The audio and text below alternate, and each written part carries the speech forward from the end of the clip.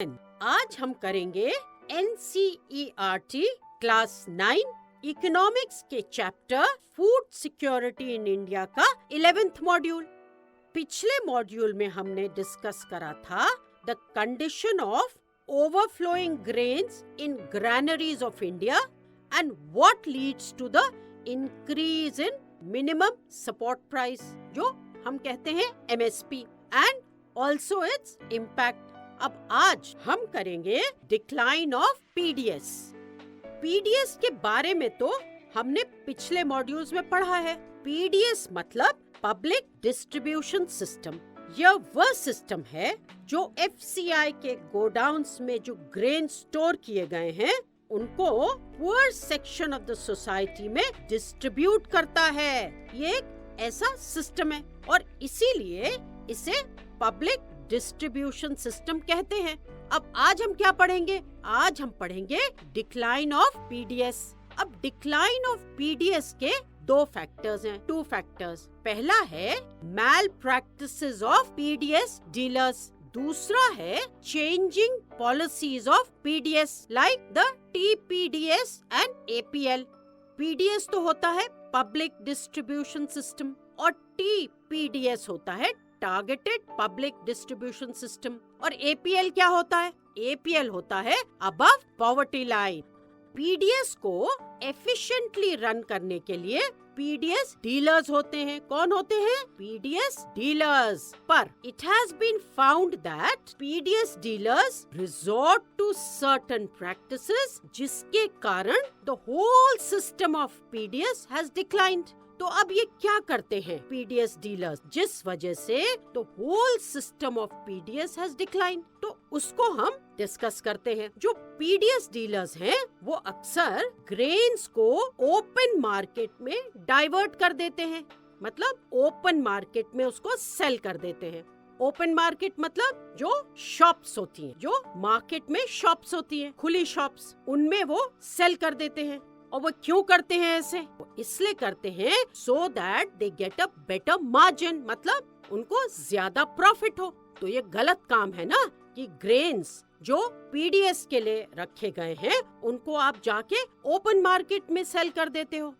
दूसरा है ration shops में पुअर क्वालिटी ग्रेन सेल करते हैं। अब जब अच्छे वाले ग्रेन्स ओपन मार्केट में वो डाइवर्ट कर देते हैं तो नेचुरली राशन शॉप्स में वो पुअर क्वालिटी ग्रेन सेल करेंगे। अब तीसरा है राशन शॉप्स को on a regular basis run नहीं करते हैं, मतलब रोज वो राशन शॉप्स नहीं खोलते हैं। अब इसके कारण क्या होता है? इसके कारण जो unsold stock of poor quality grains है वो जमा होने लगता है, पाइल होने लगता है। When ration shops are unable to sell, then what happens? A massive stock of food grains FCI के पास पाइल अप हो जाता है। तो ये कैसे होता है? पहले क्या होता है? PDS डीलर्स ग्रेन्स को ओपन मार्केट में डाइवर्ट कर देते हैं और राशन शॉप्स में पुअर क्वालिटी ग्रेन सेल करने लगते हैं। और राशन शॉप्स को वो रेगुलर बेसिस पे रन नहीं करते और इसीलिए क्या होता है? अनसोल्ड स्टॉक पड़ा रहता है और वो भी बहुत पुअर क्वालिटी ग्रेन्स का जमा होता जाता है। अब राशन शॉप्स जो हैं जब वो अनेबल हैं टू सेल ग्रेन्स, तब क्या होता है? FCI के पास एक massive stock of food grains pile up हो जाता है।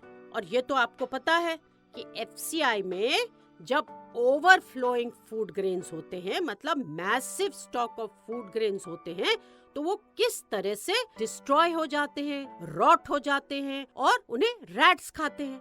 अर्लियर PDS वाज यूनिवर्सल, यानी एवरी फैमिली, पुअर हो चाहे नॉन पुअर हो, उसके पास राशन कार्ड था with a fixed Kota of wheat, rice, sugar and other necessary things. तो पहले क्या होता था? PDS जो था वो यूनिवर्सल था, मतलब हर एक फैमिली के पास, चाहे वो पुअर हो चाहे वो नॉन पुअर हो, सबके पास राशन कार्ड रहता था जिसमें उनको एक fixed Kota of wheat, rice, sugar और भी जो नेसेसरी थिंग्स हैं वो मिल जाती थी।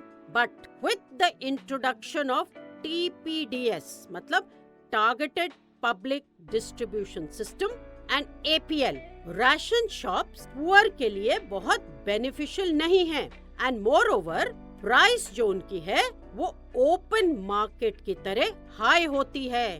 देयरफॉर राशन शॉप से फूड आइटम्स खरीदना उन लोगों के लिए फायदेमंद नहीं होता।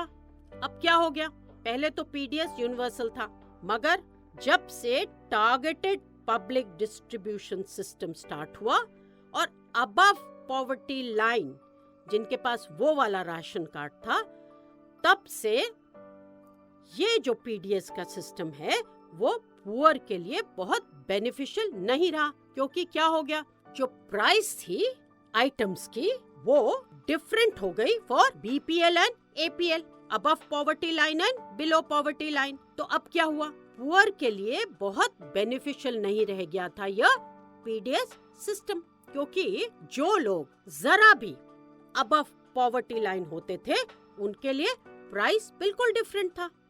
तो उनको कोई भी फायदा नहीं होता था इस पब्लिक डिस्ट्रीब्यूशन सिस्टम का, क्योंकि उनके लिए तो प्राइस ओपन मार्केट की तरह ही हाई होती थी और इसीलिए राशन शॉप से ये फूड आइटम्स खरीदना उन लोगों के लिए बिल्कुल भी एडवांटेजेस नहीं था। तो चलो अब एक क्विक रीकैप कर लेते हैं। पीडीएस डीलर्स समटाइम्स इन्वॉल्व होते हैं मैल प्रैक्टिसेस में, जैसे selling food grains in the open market, selling poor quality grains and not opening ration shops regularly, which has led to the decline of the PDS. तो यहाँ पे PDS dealers जो हैं वो कई सारी मैल प्रैक्टिसेस में इन्वॉल्व होते हैं। वो क्या क्या करते हैं, सोचो, बताओ। ये हमने मॉड्यूल में डिस्कस करा है कि ये जो मैल प्रैक्टिसेस हैं वो क्या थी। Yes, selling food grains in the open market and then selling poor quality grains and not opening ration shops regularly. अब इससे क्या हुआ? इससे ये हुआ कि जो शॉप्स थी, राशन शॉप्स थी, उनमें unsold stock of poor quality जमा होने लगा और जब ration shop were unable to sell these food grains, तब क्या हुआ? A massive stock of food grains FCI के पास पाइल अप हो जाने लगा। तो इसी तरह से जो पब्लिक डिस्ट्रीब्यूशन सिस्टम था वो डिक्लाइन होने लगा, क्योंकि इतनी सारी मैल प्रैक्टिसेस होने लगी। अब सेकेंड कॉज क्या था इसके डिक्लाइन का? पीडीएस का जो डिक्लाइन था वो इसलिए भी हुआ क्योंकि schemes like TPDS and APL उन्होंने इनिशिएट करी। अब इससे क्या हुआ? इससे क्या हुआ कि ये जो हैं स्कीम्स, इस वजह से राशन शॉप्स जो थी वो पुअर के लिए बहुत बेनिफिशियल नहीं थी, क्योंकि जो एपीएल जो है, जो अबव पॉवर्टी लाइन वाले लोग हैं, जरा ऊपर अबव पॉवर्टी लाइन के, उनको भी क्या करना पड़ता था? अगर वे राशन शॉप से कुछ खरीदते थे तो उन्हें वही प्राइस देना पड़ता था जो कि ओपन मार्केट में था। इसीलिए राशन शॉप से फूड आइटम्स खरीदना इन लोगों के लिए बिल्कुल एडवांटेजेस नहीं था। तो ये रीजंस थे, दो reasons that led to the decline of the PDS. Now let's do a quick revision. PDS dealers are sometimes found resorting to malpractices like selling food grains in the open market, selling poor quality grains, and not opening ration shops regularly. Policies like TPDS, that is Targeted Public Distribution System, and APL have also led to the decline of the public distribution system.